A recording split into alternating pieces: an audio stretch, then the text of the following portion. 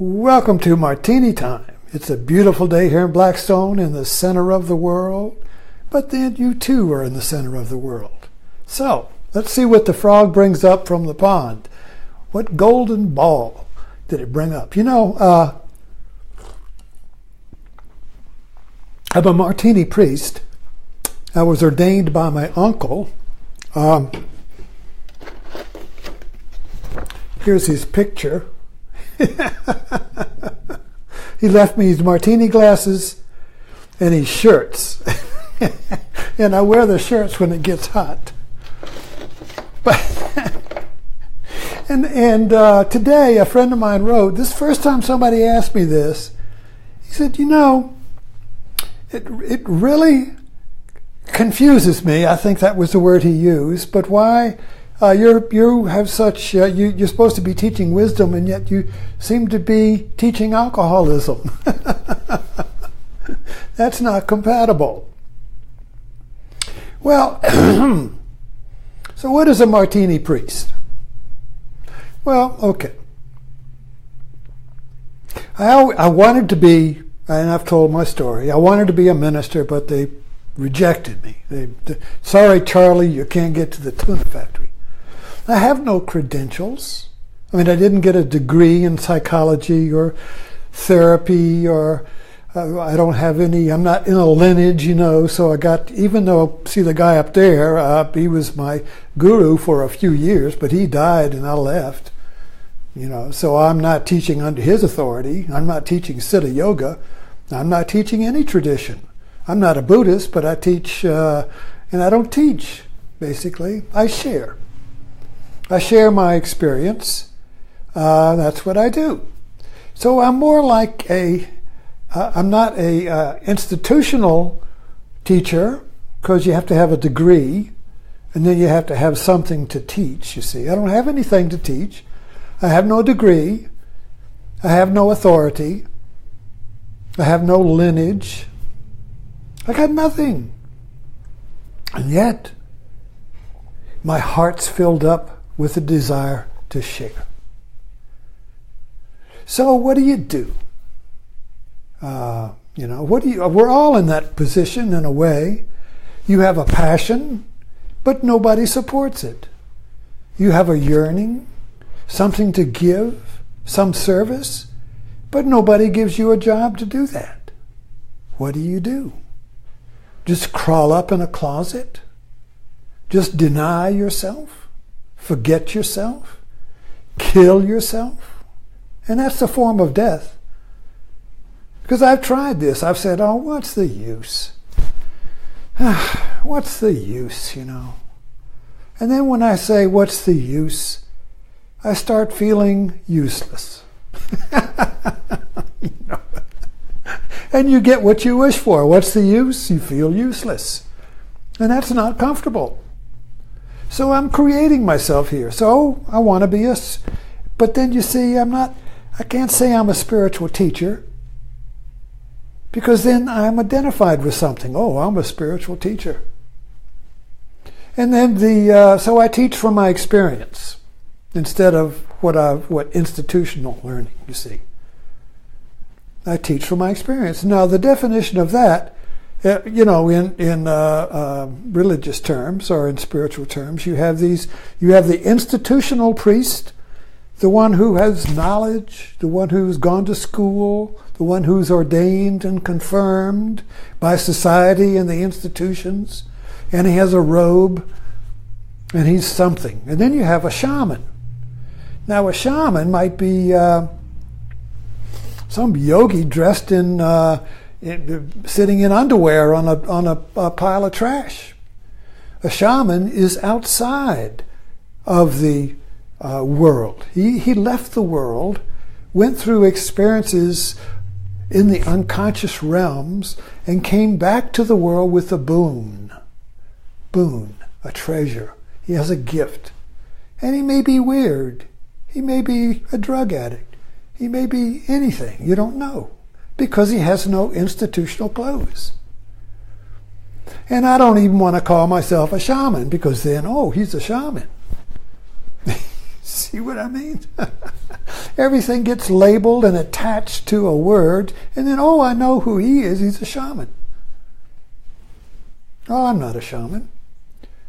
And so I'm really nothing. And that is a great liberation, to be nothing. You see, now I can say anything I want, because I'm kind of like the village fool. That's why in the Arthurian tales, in the stories of the king, he always had a fool, and he would tell the truth to the king, but nobody would chop his head off. Oh, he's a fool. So he could say things that other people couldn't get. So I can say things as a martini priest that a real priest can't say. And when I mix my martini, when I go into the kitchen, I'm like the priest preparing the sacrament, preparing the Eucharist. Now, Joseph Campbell got really upset when the Catholic Council, I forget which one, but they made the Latin, the church sacraments, the church ceremonies, which were in Latin, they turned the Mass from Latin to your local language. So the priest would speak in English or French or wherever you were instead of Latin. And they turned the priest around. Before, when he went up to the altar, his back was turned to the audience, and he was doing something mysterious there. What was he doing? His back was turned. Some magic was going on. And then he turns with the Eucharist, and he serves this Eucharist to the people. It's very mysterious, all done in Latin. What's he saying? It's all very mysterious and magical. And so Joseph Campbell said, well, when they turned him around, it was like a cook show. He's fixing the wine and thing, and he's pouring it, and he's making a meal just like Julia Childs. Took all the mystery out of it. So when I go to the kitchen, I fix my martini, and my back is turned to you. So I'm doing something magical. And what happens when I mix my martini and I stir it, you see? The recipe is 2 shots of gin, a 1/4 shot of vermouth, olive or lemon twist. My uncle was a purist, so he said lemon twist. But I run out of lemons, so I olive. But what happens when I mix the martini? The magic of this talk comes up. I get insight. It just kind of bubbles up. And I come in here and I feel pregnant.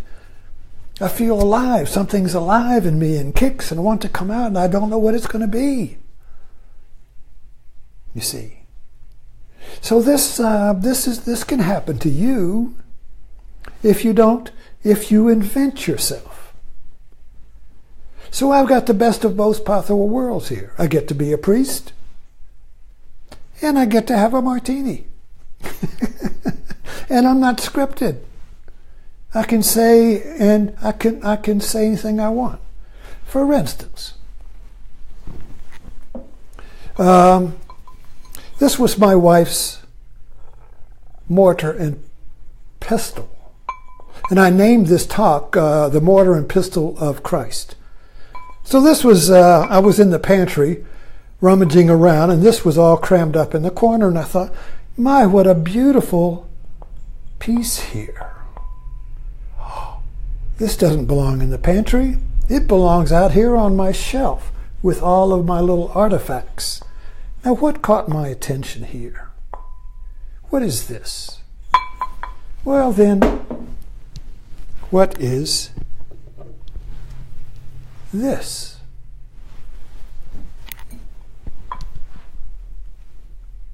Does anything look the same?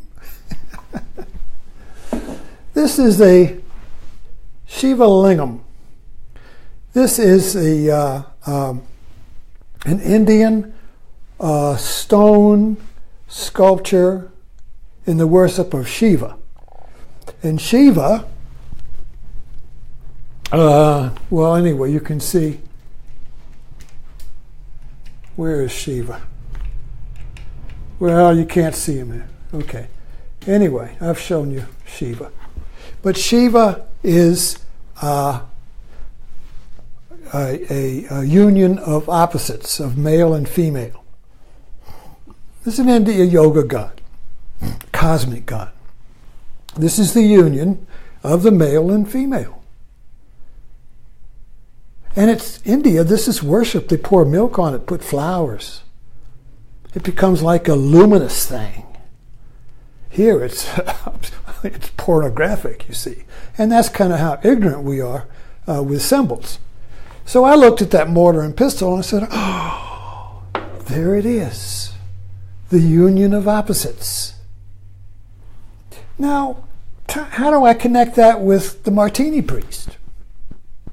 Well, I created the Martini priest as a union of opposites. And this friend of mine said, well, that really perplexes me. How can you be teaching wisdom and have a martini? What are you an alcohol? You know, well, why they don't? Wisdom and alcohol are like this. You see what I mean? They don't. These are opposites: the circle and the phallus. You see, they don't opposites. They're opposites. Oh, wait a minute. Oh, look at that. You see, they're opposites. Can you hear that?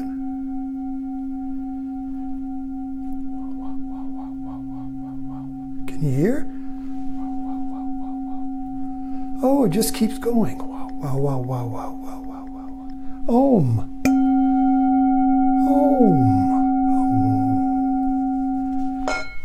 You see, so when we strike the opposites together, we get Om. We get a sound. We get creation. So this is the symbol of creation. But the cook uses it. Oh, I put something in here, and then I grind it up, and then I put it in and then I make something out of it.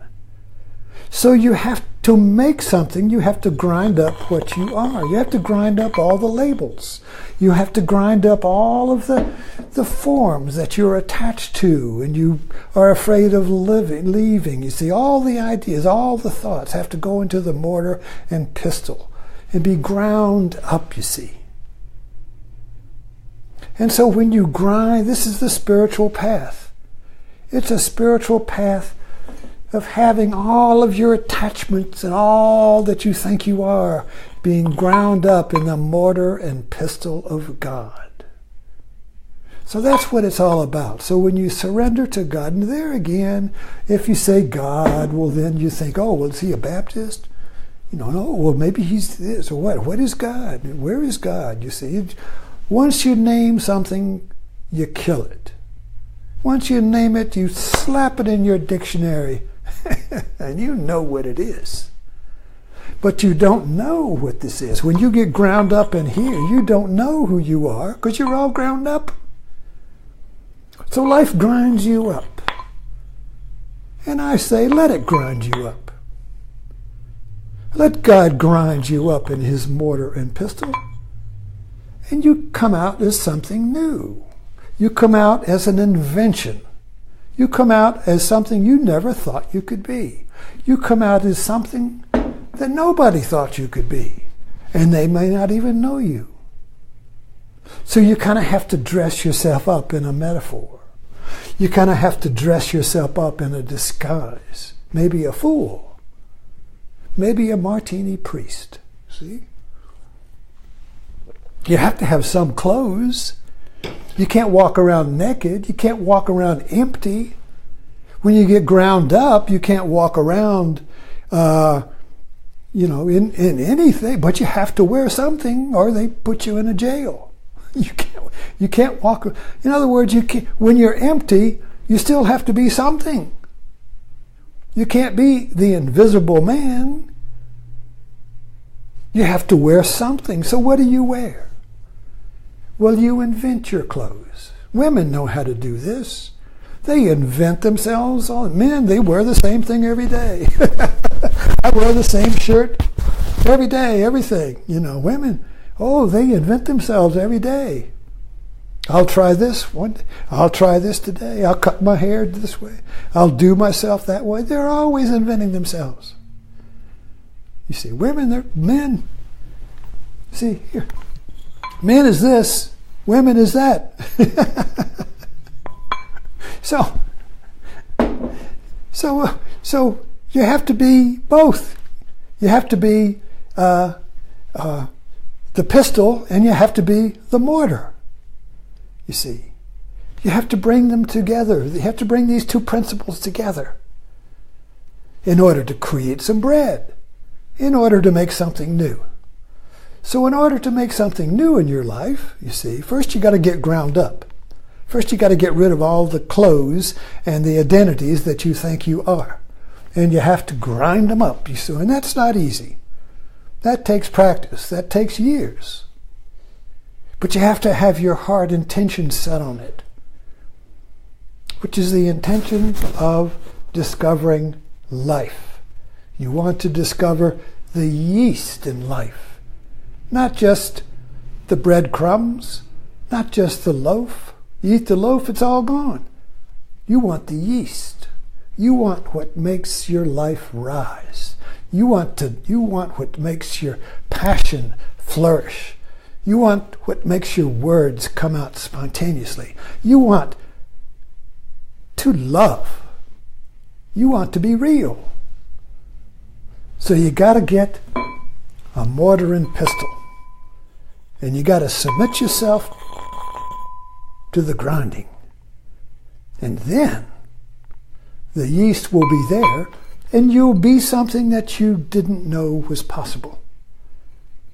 But it will be in alignment with your heart's intention, your heart's passion, your deep-seated yearning.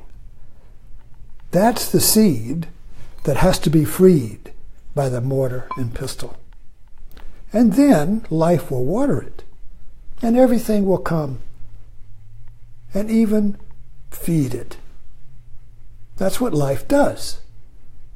Life feeds its young, its newborn. So, be a newborn, but first, you got to get ground up. Thanks for dropping in.